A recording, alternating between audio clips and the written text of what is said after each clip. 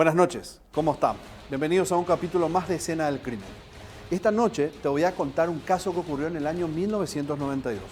Era un médico muy influyente el que fue secuestrado en aquel momento y su cuerpo encontrado unas horas después. ¿Quiénes estuvieron involucrados en todo esto? ¿Fue una venganza? ¿Querían realmente dinero? No te pierdas este nuevo capítulo de Escena del Crimen que comienza ahora.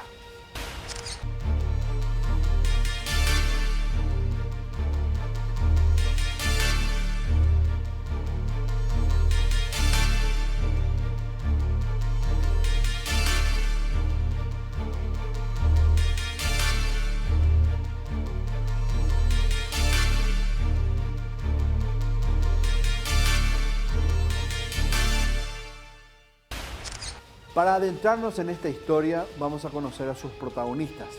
Les contaba al inicio que se trata de un médico, la víctima en esta ocasión. Él es Wenceslao Miguel Ángel Mesa, de 55 años para ser precisos, nacionalidad paraguaya, domiciliado en la capital. Él habría desaparecido de su consultorio, tenía una reunión familiar a la que acudir, pero él nunca fue hasta ahí. Los autores, según la investigación policial, son varios. El primero y principal, Ricardo Chaparro Jiménez, en aquel entonces 26 años, también paraguayo, según el banco de datos de la policía en aquel momento, estudiante, también domiciliado en la capital. Él habría sido el autor confeso de ese secuestro y crimen, del asesinato, pero posteriormente había cambiado de versión.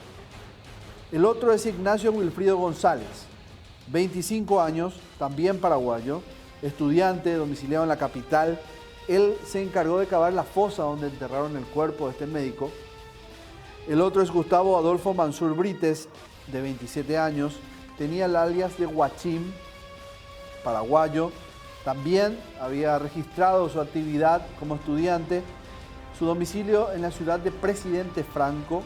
Él fue detenido 17 años después del crimen en Alto Paraná. Y el último es Ernesto Cortaza, de 27 años. Nacionalidad paraguaya, de profesión estudiante, también domiciliado en la capital, detenido por ser garante de la casa que se alquiló donde se había finalmente tenido bajo cautiverio a este médico. Y ahora vamos a adentrarnos en la historia inmediatamente. Era junio del año 1992. Aún los resabios de la dictadura estaban en el ambiente, se sentía un poco aún. Y esto les cuento porque este médico en particular era una persona bastante influyente en la época. No era una víctima común y corriente. Lo que guardaría esta historia consigo y que van a ir conociendo a medida que transcurra es que habían dos situaciones paralelas que convivían. Dos motivos por el cual él fue secuestrado.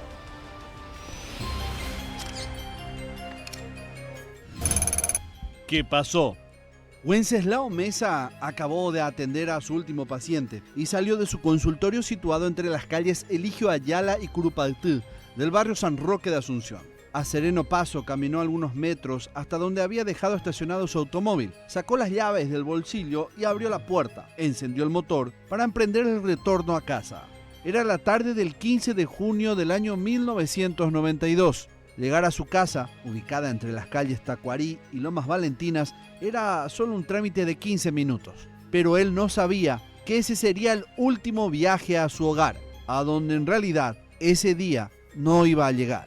En el camino a pocas cuadras, un rostro conocido desde la calle le hizo una señal para que detenga su marcha. El médico le respondió y lo invitó a subir. Sin rodeos, el muchacho ocupó el asiento del acompañante y el médico retomó el camino. En su domicilio todos lo esperaban ansiosos para participar de una actividad familiar, pero el médico de 55 años no aparecía. Los minutos se convirtieron en horas y cuando la noche se impuso, la desesperación creció rápidamente.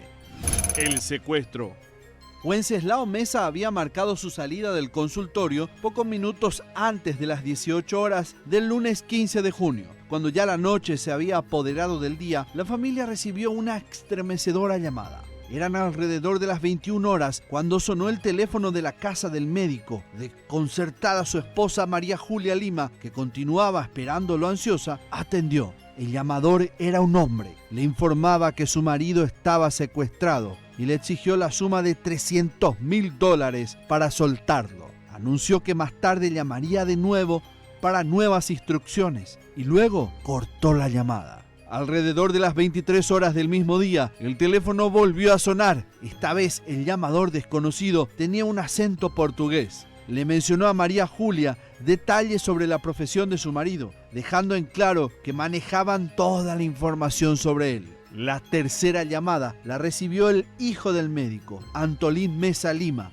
Al día siguiente, le advirtieron que de no conseguir el dinero, no verían con vida de nuevo a su padre. El caso fue comunicado a la policía y los agentes del Departamento de Inteligencia comenzaron las labores para rastrear a los responsables. Transcurridas las 24 primeras horas, la comunicación con los secuestradores terminó. En la mañana del martes ya nada se supo de Wenceslao y mucho menos de sus captores.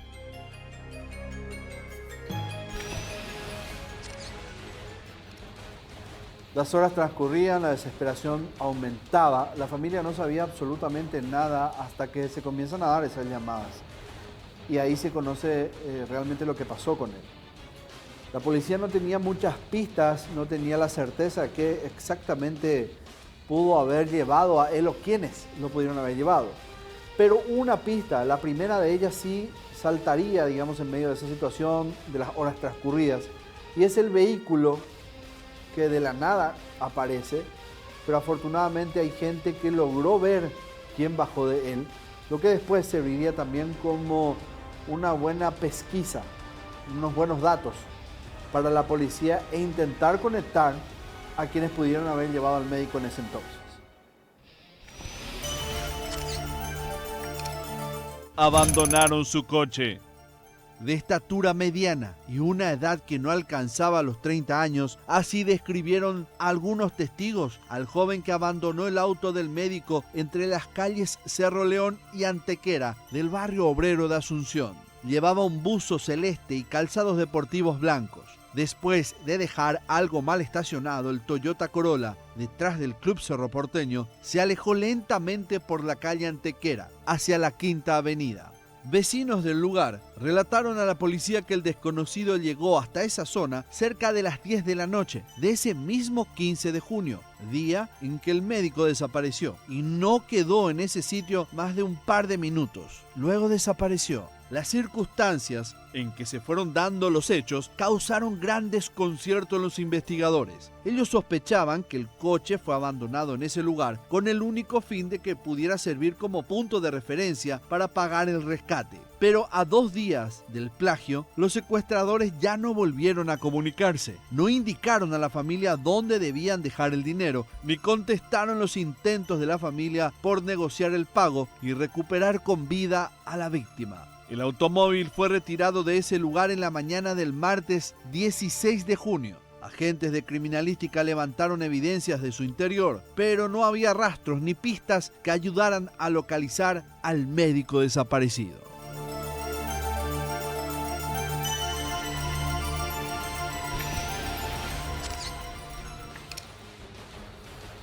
Yo les conté que este hombre, este médico, no era cualquier profesional en aquel momento.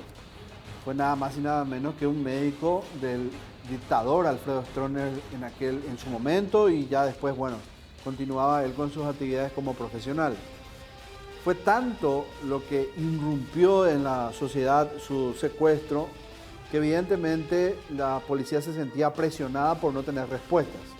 Para intentar de alguna u otra forma mover el avispero, generar información, se les ocurrió al Centro de Investigaciones, lo que podríamos traducir hoy en el departamento con la Dirección de Hechos Punibles, Investigación de Delitos, es poner un monto de dinero muy importante para aquel entonces, de manera a captar la atención de algún informante, alguien que pudiera dar algún dato que condujera hasta el paradero, hasta el lugar donde estaba el hombre secuestrado, pese a que en aquel momento no tenían prueba de vida, prácticamente no hay información, los secuestradores se llamaron a silencio, todo estaba jugando en contra. No obstante, eso era probablemente en aquel entonces lo que había motivado a la propia policía a poner plata a cambio de información. La policía ofreció 50 millones. Wenceslao Miguel Ángel era un médico especialista en geriatría y urología, especializado en Rumania, España y Francia. Era reconocido profesionalmente en todo el país. Atendía a importantes autoridades. Entre sus pacientes más destacados figuraba el expresidente general Alfredo Stroessner. Por ello, su desaparición no pasó desapercibida. Un tenso ambiente reinaba en todo el territorio nacional y especialmente en el ámbito policial. El plagio era el segundo de la historia de este tipo de crímenes en Asunción y el tercero a nivel país. El 27 de agosto del año 1973 fue el primero de todos los secuestros. La víctima, Ian Duncan Martin, el gerente general de las estancias y compañías Leasebink. Fue llevado él a la fuerza y rescatado unos días después. El segundo ocurrió en el año 1988, cuando el hijo de un empresario español fue capturado por extorsionadores. Pero ambos casos habían terminado con las víctimas en libertad y se esperaba que Wenceslao no sea la excepción. La Policía Nacional emitió un comunicado a través de los medios de comunicación, ofreciendo 50 millones de guaraníes a las personas que pudieran aportar datos valederos sobre el secuestro, una suma bastante importante para esos años 90. El entonces vocero de la policía de Asunción, Pedro Villar Martínez, dijo que la recompensa fue propuesta por la jefatura de policía, considerando que estaba en juego la vida de una persona importante dentro de la comunidad. Los investigadores habilitaron varios números del Centro de Operaciones Policiales, algo así como el 911, para recibir las informaciones con efecto rápido, pero el esfuerzo no rindió sus frutos. La desesperación crecía con cada hora. Llenos de incertidumbre y a contrarreloj, los familiares del médico lograron conseguir el monto que exigían los delincuentes, gracias a la colaboración de un amigo del desaparecido, unos $250,000 que faltaban para completar el rescate. Puso a disposición de la familia el corredor de autos Marcos Galanti, pero los secuestradores ya no daban luces sobre el siguiente paso para la negociación. Habían quedado en un silencio profundo. La policía efectuó varios allanamientos en busca de los autores. Fueron hasta Alto Paraná, a Luque, a Mariano Roque Alonso y a la ciudad de Fernando de la Mora. Pero nada se logró recabar sobre ellos. Al tercer día, y sin señales de los secuestradores, Domingo Santiago, consuegro del médico, solicitó a la policía que levante la guardia frente a la casa del secuestrado. La acusó de obstruir la comunicación con los criminales. Con una carta publicada a través de los medios de comunicación, su esposa María Julia Lima y sus hijos enviaron fuerzas al secuestrado. Hasta ese día, los criminales no dieron prueba alguna de vida de la víctima.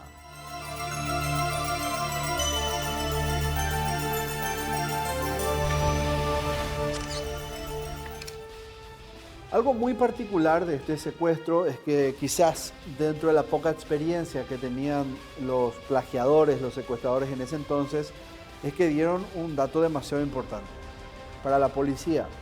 Es decir, un agente avispado se dio cuenta que la exigencia de la manera en que tenían que entregar el dinero era tan puntual, tan detallista, que les llevó evidentemente a la presunción de que el secuestrador conocía demasiado bien a su víctima. Sabía con exactitud hasta qué tipo de dinero y cuánto dinero tenía en diferentes tipos de moneda. Sabían que podían sacarle algún provecho y es por eso que dieron esa información bastante particular a la hora de pedir dinero a cambio de la libertad de Wenceslao. Esto evidentemente llevó a esa presunción inmediata a los agentes de policía y ya comenzaban a tener que apuntar hacia el entorno cercano de él, averiguar si había amenazas, averiguar si hubo algo malo que salió por el camino, algún empleado infiel, cuestiones que pudieran conducir a esa teoría de que él estaba en manos de alguien conocido. Sabían que tenía ese dinero. El viernes 19 de junio se cumplieron 4 días de la misteriosa desaparición del médico Wenceslao Meza. Sin comunicación por parte de los secuestradores, la familia anunció que ya tenía el dinero como lo habían exigido, distribuido en distintas monedas: pesos argentinos, dólares, peso mexicano, libra y hasta cruceros. Esta exigencia fue la que justamente llamó la atención de los parientes y para los investigadores fue una pista clave. Los familiares informaron que Wenceslao Meza, semanas antes de su desaparición, contaba con un monto similar al que exigieron los secuestradores y que esa distribución que pidieron coincidía exactamente con la que tenía en su cuenta. Los familiares suponían que el dato se había obtenido a través del banco en el que el médico tuvo depositado el dinero en una caja de ahorros, pero la policía partió de ahí para abrir su espectro investigativo. Hallaron la casa. El sábado 20 de junio de 1992, la policía vinculó 2 datos precisos: la premisa de que todo secuestrador alquila una casa para el cautiverio y nombres de pacientes, allegados y empleados del médico, quienes pudieron saber que tenía el dinero. De esa acusación resultó el nombre de Ricardo Chaparro Jiménez. El joven contador, hasta algunos meses antes del secuestro, llevaba la contabilidad del médico y además trabajaba como su chofer. Eso hasta que fue despedido por motivos de índole personal.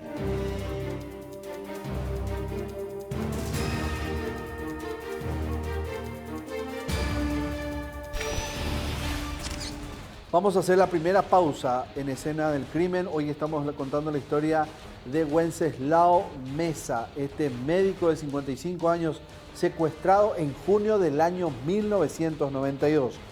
Uno de los primeros secuestros ocurridos en nuestro país, el tercero para aquella época. A la vuelta del corte, ¿cómo continúa esta historia? ¿Quiénes son identificados? Y finalmente, ¿cuál es el dictamen judicial? Corte y ya volvemos.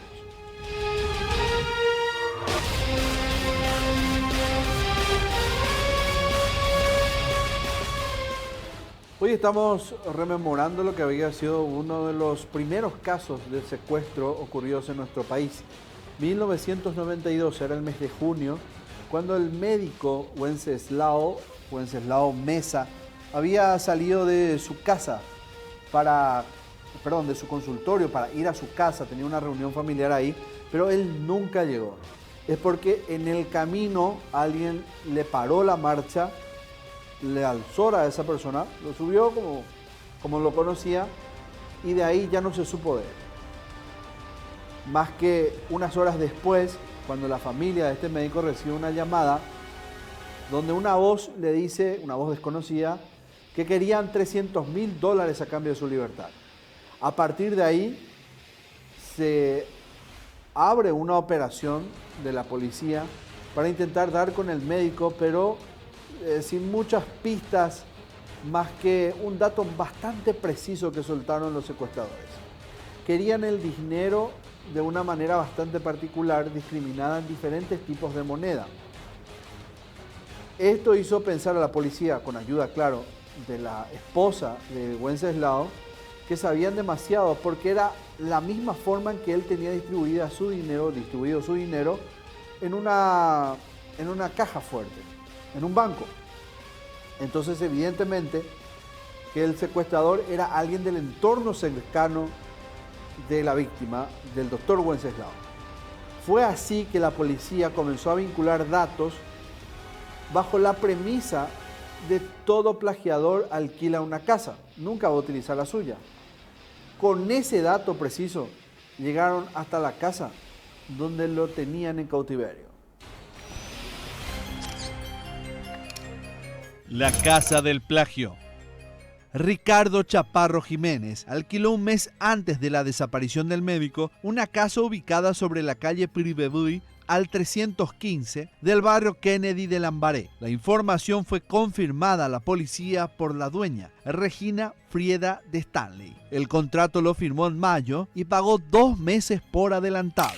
Con toda esa información en mano, la policía llegó hasta la casa en la tarde del sábado 20 de junio de ese mismo año. la encontró abandonada. En el fondo encontraron una habitación de servicio que fue preparada para el cautiverio. Con pequeñas dimensiones que no superaban el metro por metro y medio, tenía un bañito y en el piso esposas amarradas a una cadena. Alrededor de las 21:30 horas de ese mismo día, Chaparro Jiménez fue detenido cerca de la casa de sus padres en Barrio Obrero de Asunción y luego de un breve interrogatorio confesó ser el planeador, ejecutor del secuestro y asesino del médico. El hallazgo. La mañana del domingo 21 de junio de 1992, una comitiva judicial policial llegó hasta la casa del barrio Kennedy de Lambaré. Ricardo Chaparro Jiménez guió a los investigadores hasta una parte del patio donde el médico estaba enterrado. Algunos bomberos voluntarios llegaron al lugar para dar un apoyo al trabajo de rescate del cadáver y en pocas horas este fue extraído. La fosa medía aproximadamente 1 metro de profundidad. En el bolsillo de su pantalón tenía todavía su cédula de identidad, su registro de conducir y una tarjeta de miembro del Touring Club. También llevaba la suma de 250.700 guaraníes, $10 y su anillo de matrimonio, todos guardados en su billetera.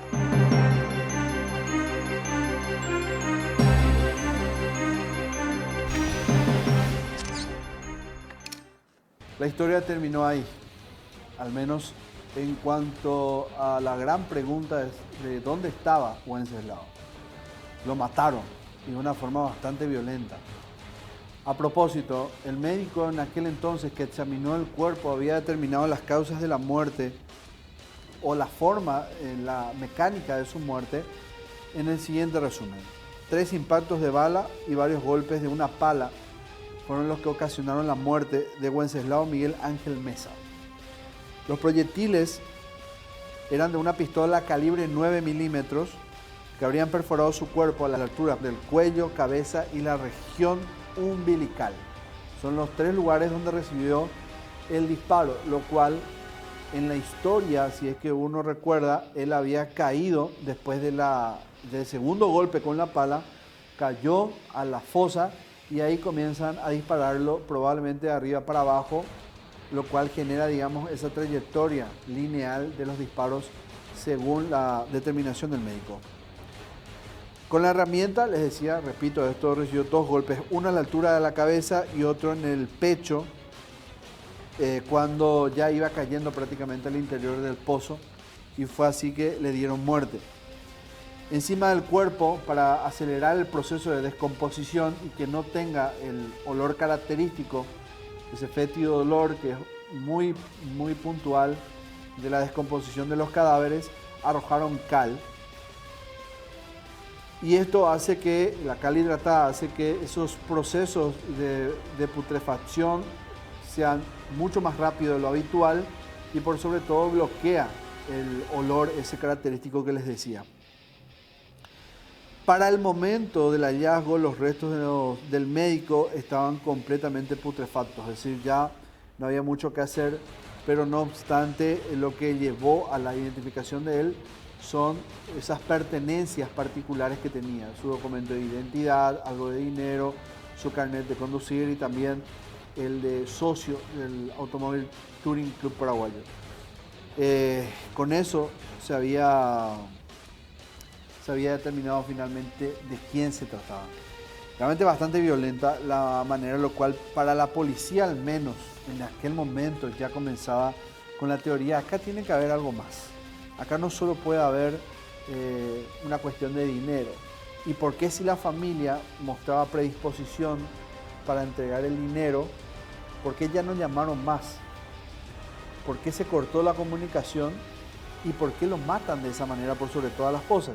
Lo cual despertaba en algunos agentes la duda de si realmente el dinero era el móvil, la obtención de dinero mediante el secuestro era realmente el objetivo de los secuestradores. En cuanto a eso, a propósito, llevaba a la conclusión de que alguien de su entorno efectivamente estaba involucrado en este hecho. Ahí es donde comienza la policía a hurgar en el entorno próximo a la víctima para determinar quién pudo haber quedado con algún tipo de rabia, venganza, amenaza, algo que terminó mal con las víctimas. Y ahí es donde descubren al asesino, quien después confesó. Esto fue lo que ocurrió. Apenas unos momentos después del hallazgo del cuerpo, finalmente dan con el autor. La investigación. La policía confirmó a través de la confesión del detenido que fue él, Ricardo Chaparro Jiménez, la persona que Wenceslao Meza subió a su coche el día 15 de junio. El joven de 25 años relató a la policía que ese mismo día llevó al médico directamente hasta la casa del barrio Kennedy y con ayuda de 2 cómplices lo colocaron en la habitación del cautiverio alrededor de las 19:30 horas. Más tarde, 2 de ellos fueron hasta una cabina telefónica donde tuvieron la primera comunicación con la familia. Pero Wenceslao no estuvo mucho tiempo con vida. Según Ricardo, fue fusilado a las 13:30 horas del martes 16 de junio. Ricardo relató que ese día, con ayuda de 2 cómplices, cavó la fosa. Maniatado y con vendas en los ojos, llevó hasta ahí al médico y le dieron un golpe de pala en la cabeza. El médico intentó levantarse, pero recibió otro golpazo que lo llevó hasta el fondo. Fue ahí donde le aplicaron 3 balazos, pero el médico aún estaba con vida cuando le echaron cal y arena encima. ¡Venganza! El trasfondo del crimen al parecer no había sido puramente un secuestro extorsivo. Los investigadores descubrieron que los conflictos de Ricardo Chaparro Jiménez con el doctor Meza no eran nuevos. El detenido dijo que lo había cometido cegado por la ira. Todo empezó a finales de los años 80, cuando el suegro de Wenceslao Meza, Antolín Alcibiades Lima, embarazó a la hermana de Ricardo, Alicia Chaparro, y no se hizo cargo de ese niño por recomendación de Meza. Todo eso derivó en un problema judicial que falló a favor del padre del niño, pero tras el golpe de Estado contra el dictador Alfredo Stroessner, en segunda instancia, Alicia ganó el juicio en el año 1992. Fue entonces que Antolín Alcibiades Lima traspasó algunas propiedades a nombre del niño, situación que generó el enojo del doctor Meza y el despido de Ricardo. Cuestiones políticas. Otra arista investigada fue un vínculo político que enfrentaba al principal sospechoso y la víctima, pues Ricardo Chaparro Jiménez era miembro de la Juventud Liberal Radical Auténtica. Se habló en algún tiempo que varios componentes del Partido Liberal hicieron un viaje y se encontraron en el aeropuerto con el médico. A su regreso, estos jóvenes fueron arrestados y torturados por información que brindó Wenceslao. El plan de secuestro. Pero la policía supo que el detenido días antes del secuestro participó de un encuentro político en Pedro Juan Caballero, donde residía Antolín Alcibiades Lima. Ese viaje aprovechó para visitarlo y exigir que entregue $300,000 como herencia anticipada para su sobrino. Pero ante su rechazo, empezó a planear el secuestro. Allí fue que contrató a Gustavo Alfredo Mansur Brites y a Ignacio Wilfrido Acosta González. Con ayuda de un amigo, Ernesto Cortaza, que le salió de garante, alquiló la casa en Lambaré, donde mantuvo cautivo al médico por algunas horas antes de darle muerte. Ernesto, desde el principio, negó que haya participado en ese hecho. Wilfrido, días después, se entregó a la policía y dijo que fue él quien cavó la fosa. Gustavo Adolfo, prófugo durante años, ya contaba con antecedentes criminales en Argentina, donde había escapado de prisión mientras cumplía cargos por secuestro. Fue el autor del palazo que llevó al fondo de su tumba al médico, para que luego Ricardo terminase con los disparos de gracia.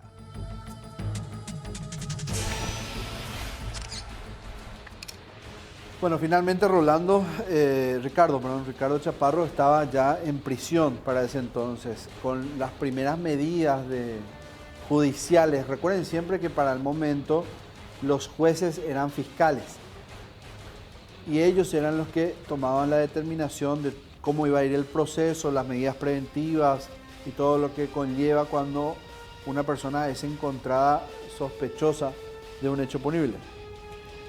Él fue a prisión. Y en ese momento es donde ocurre algo que para la policía no resulta extraño, pero sí de alguna u otra manera cambia la orientación de la investigación cuando se desdice de lo que primeramente había apuntado. Él confesó el asesinato. y prácticamente le da la razón a la investigación cuando lo dice que fue por una cuestión de venganza, por algo que había ocurrido entre el yerno de la víctima, el suegro de la víctima y la hermana de él, es decir, hace toda esa triangulación familiar que resulta bastante consolidado para la hipótesis de la policía. Entonces revierte toda esa situación y le agrega un condimento bastante particular donde confiesa que no pudo haber matado a Wenceslao de ninguna manera porque tuvo algún tipo de relación con él. Más que amigos. Luego de su remisión a la Penitenciaría Nacional de Tacumbú, ordenada por el juez Cristóbal Cáceres Frutos, Ricardo Chaparro Jiménez cambió bruscamente su versión de los hechos. Dijo que fue obligado por la policía a confesar el crimen, bajo torturas. El encargado de la investigación policial, el comisario Víctor Cogliolo, negó que eso sea así. Ricardo dijo que fue una víctima de las circunstancias y que los verdaderos autores fueron un brasileño de nombre Sergio C., contratado por allegados del doctor Wenceslao Mesa para cometer el crimen. ¿El brasilero quién es?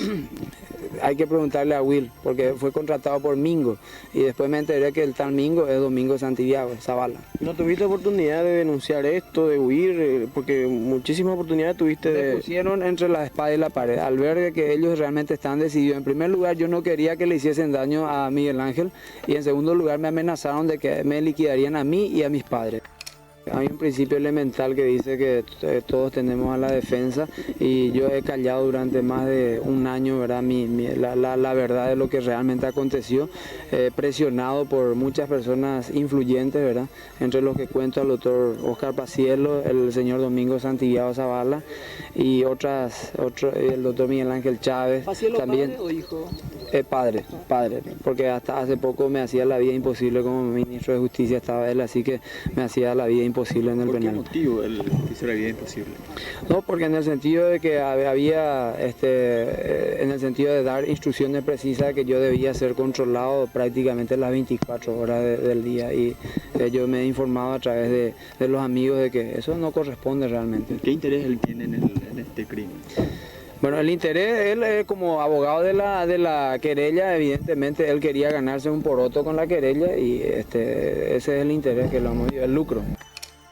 A mí él me manifestó cuando estaba en Sano cuando me manifestó que había recibido de Miguel Ángel Chávez y que me manifestó también que Pacielo, no sé cuál de ellos, le había llevado la plata en la agrupación especializada. ¿Cuántos? También el señor Domingo Santiago Zavala, que es el consuegro del doctor Mesa, y con el cual este Domingo Santiago tenía muchas deudas con el doctor Mesa, y ahora se está bailando en una pata seguramente porque que falleció el doctor Mesa y no terminó la deuda. ¿Cuánto supuestamente recibió González? A mí me manifestó que 20 millones de guaraní en la agrupación especializada y el martes 21 también lo visitaron, fueron al penal, le llevaron en el local de la iglesia evangélica del penal, le entregaron una partida de dinero que yo no sé el monto porque de acuerdo a los testigos, ¿verdad? Le entregaron unos fajos de 50.000 guaraníes. ¿Eso para qué te acusa a vos? Y evidentemente porque esa entrega se hizo el día anterior a la declaración de Wilfrido González. No hace falta ser demasiado inteligente para darse cuenta de que 4 somos los querellados, ¿verdad? Contra 4 personas estamos querellados y sin embargo Santiago se ensaña en contra de Ricardo Chaparro porque sabe, es una manera de presionarme también para que yo no diga mi verdad. Pero ahora ya no me siento presionado ni por Cogliolo, ni por Santiago, ni mucho menos. Entonces es el momento de decir la verdad, de decir lo que realmente ocurrió y pase lo que pase luego. Un año más tarde, durante la reconstrucción del caso, Chaparro Jiménez dijo a los medios de prensa que él no tenía motivos para matar al médico, pues mantenía una relación amorosa con él. ¿Qué relación había entre vos y el doctor Mesa, aparte de ser amigos? Bueno, realmente no querría herir las susceptibilidades familiares, ¿verdad? de la señora esposa ni de los hijos, pero nos unía algo más que amistad. ¿Qué por ejemplo? No, por favor. Y entonces, ¿quién le mató al doctor Mesa en síntesis, Chaparro? ¿Perdón? ¿Quién le mató al doctor Mesa? Si es que yo sabría, lo le diría directamente. Yo no presencié la muerte del doctor Mesa. Cuando vos te fuiste a comprar la cal, ¿no fue una ocasión propicia para huir? No, porque yo me fui acompañado del brasilero que me apuntaba en todo momento. Eso es lo que manifesté a su señoría, al señor juez, de que en todo momento yo no tuve oportunidad. Incluso yo no quería que le hiciesen daño al doctor Mesa. Todo el mundo dice, bueno, ¿por qué le mataste? Al contrario, yo estoy prácticamente enterrando mi caja fuerte si es que él muere. Ya no hay caja fuerte, Ricardo. Y porque él me proveía de dinero las veces que yo quería. Y la cantidad. Inclusive había solventado unos viajes que yo he hecho a Europa en el 91. ¿Él alquiló esta casa? Él alquilaba esta casa. Estaba mi nombre porque él no quería figurar como era una persona importante, ¿verdad? Era médico de personas influyentes, por eso es que no quería figurar. ¿Cuántas veces a la semana se veían ustedes? Y entre una, dos, a veces tres. También a él lo encañonaban en ese momento. Bueno, él realmente en todo momento quedó prácticamente desvanecido. No es una persona, digamos, que va a poner mucha resistencia a este tipo de actos. ¿Cómo comenzó esta amistad con el doctor Mesa? Y yo entré a trabajar, él era uno de los mayores accionistas de Ogapo Sanitario, y yo empecé como auxiliar ahí y ahí nos conocimos. ¿Por qué esperaste tanto tiempo para decir tu verdad? Esperé mucho tiempo porque creo que es el momento de destapar realmente esta olla que me tenía atormentado, ¿verdad? Y me corresponde en derecho, ¿verdad?, de decidirlo a qué hora y en qué momento debo hacerlo. Sin embargo, testigos confirmaron que fue él mismo quien compró la cal para tirar sobre el cuerpo y negaron haber visto a algún cómplice. Mi declaración, creo que omití esa parte de que cuando me fui a comprar la cal, en todo momento yo estaba presionado y encañonado por este señor con acento. Bueno, vamos al lugar donde usted compró la... Muy bien. Correcto. Bueno, señora, ¿cómo está? Mucho gusto. Pues, mucho gusto. ¿Cómo está?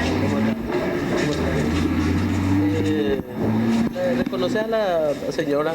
¿Quién te atendió? No me acuerdo quién me atendió. Me atendió una señora. Una señora me atendió. ¿La secretaria?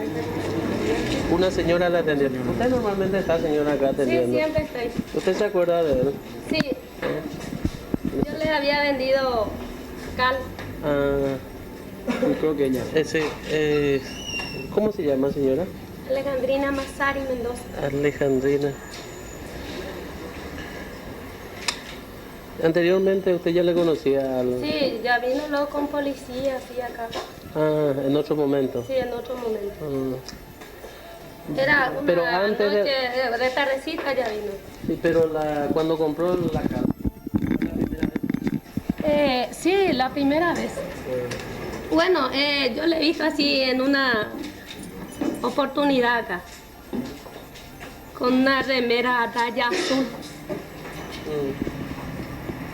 Claro que... Y yo he visto en los periódicos que salió y le dije a los muchachos, a mi personal, ¿cómo me tiene una cara conocida este joven? Le dije. Te aseguro que de acá vino a comprar la cal, dije. Y... ¿Él vino acompañado? No solo. No solo entré acá. Solo vino.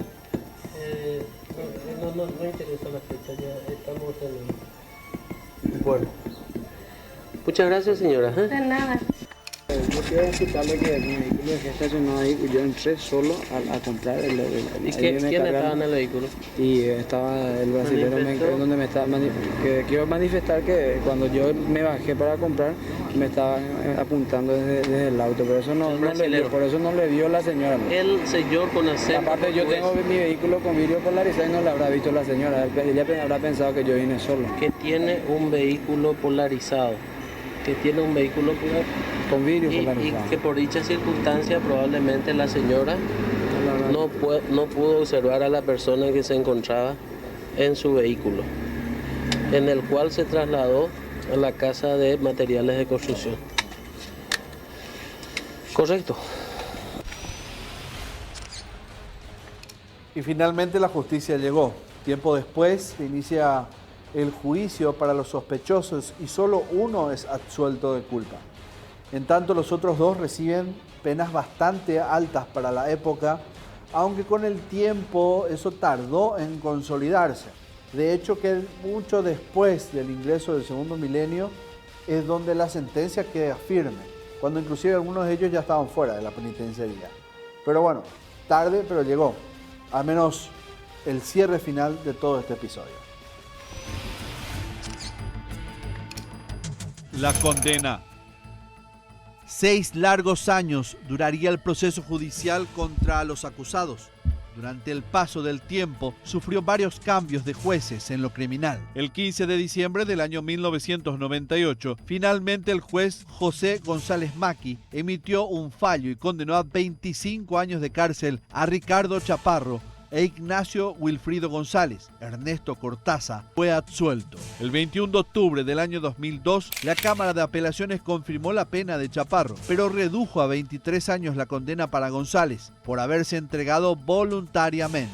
La pena quedó firme recién el 10 de septiembre del año 2005, cuando la Sala Penal de la Corte, integrada por los magistrados Sindulfo Blanco, Alicia Beatriz Pucheta de Correa y Wilfrido Rienzi Galeano, consideraron que el homicidio fue cometido con ensañamiento o extrema crueldad. Pero la suerte de ellos dentro y fuera del penal fue distinta. Ignacio Wilfrido González se mantuvo con perfil bajo y recuperó su libertad a mediados de la década del 2000, luego de purgar las 2/3 partes de su condena.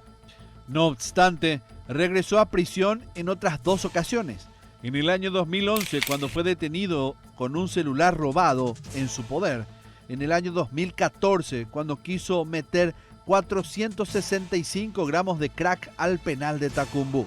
Ricardo Chaparro Jiménez cumplió una parte de su pena en la misma cárcel que González, pero más tarde fue llevado a Emboscada, donde gozó de ciertos privilegios que fueron denunciados el 11 de diciembre del 2000 por el fiscal Alejo Vera. Él descubrió que existían reclusos denominados VIP, que guardaban reclusión en la granja Itaponá, donde los reos aprovechaban la poca seguridad para introducir celulares, computadoras, impresoras y otros lujos. Esta situación le costó un nuevo traslado. Pero la suerte de Chaparro Jiménez fue mucho más grande.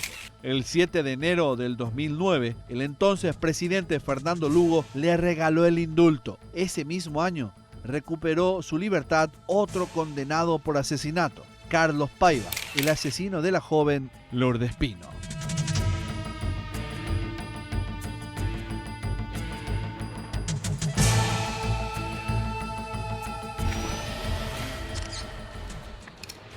Para esta parte de la historia, al menos estaban las cuestiones resueltas.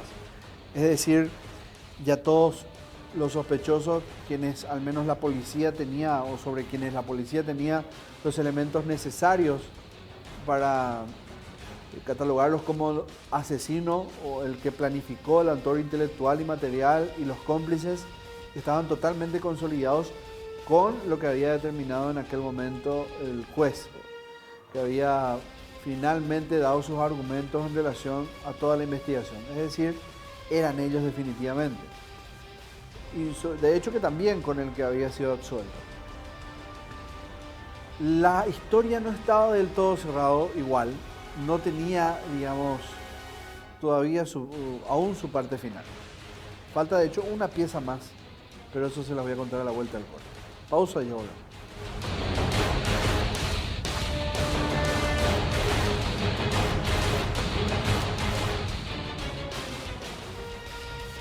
Última parte de Escena del Crimen. Les decía yo, falta aún una pieza para cerrar toda esta historia.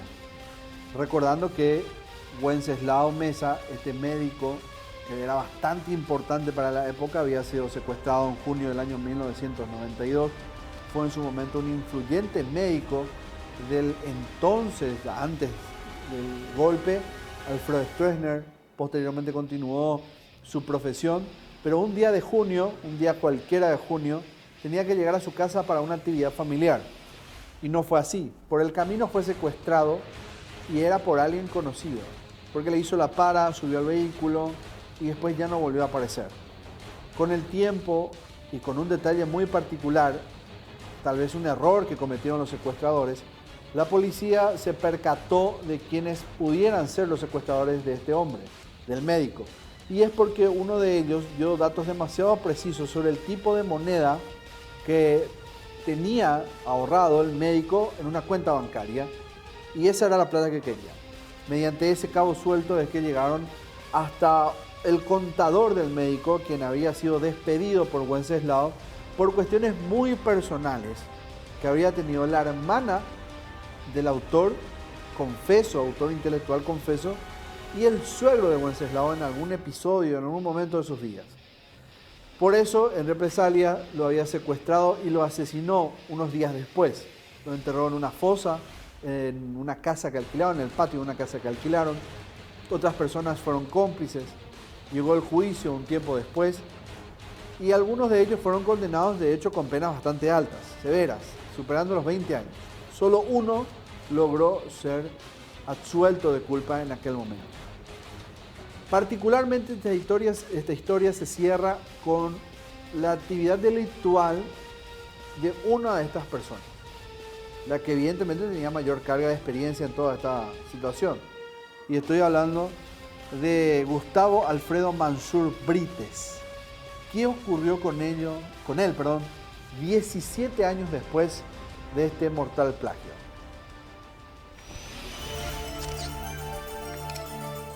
Detenido 17 años después, Gustavo Alfredo Mansur Brites fue noticia durante varios años más, en torno a otro secuestro, el del empresario tabacalero César Cabral, secuestrado en una falsa barrera policial el 31 de julio del año 2003. Un año más tarde, en enero del año 2004, su nombre volvió a hacer eco en el mundo delictivo, involucrado en un millonario asalto a un móvil transportador de caudales. Este era del Banco Nacional de Fomento en Coronel Oviedo. En aquel tiempo ya se manejaba que Mansur Brites se movilizaba a través de una identidad falsa a nombre de Diego Ramos, con la que continuó moviéndose sin saber que la justicia impartió captura a ese nombre por robo agravado. Fue así que en el año 2009 intentó eludir otra vez a la justicia utilizando la identidad de Diego Ramos y fue detenido al constatarse la orden de captura. Su detención se logró el viernes 14 de agosto de ese año, a la edad de 42 años. Igualmente, su orden de captura por el secuestro de Wenceslao se mantuvo activa sobre la identidad real. La última vez que fue renovada lo hizo el juez Andrés Casati el 8 de noviembre del año 2007. Mansur Brites fue llevado a prisión y en diciembre de ese año su defensa solicitó su libertad ambulatoria, argumentando que no había pruebas de su participación en el secuestro del médico. En febrero del año 2010, el Tribunal de Apelación en lo Criminal, Primera Sala, confirmó la prisión preventiva del procesado, pero un año después consiguió su libertad y esta no le duró mucho. El 8 de febrero del año 2012 fue detenido nuevamente en compañía del comisario retirado Hermes Enrique Argaña, ex jefe antisecuestros de la Policía Nacional, con más de 5 kilos de cocaína a bordo de un vehículo Audi A3. El procedimiento se efectuó en el kilómetro 26 de la Ruta 7, en Mingaguazú, departamento de Alto Paraná. Esa causa fue la que finalmente le costó una condena de 13 años de prisión el 8 de octubre del año 2013.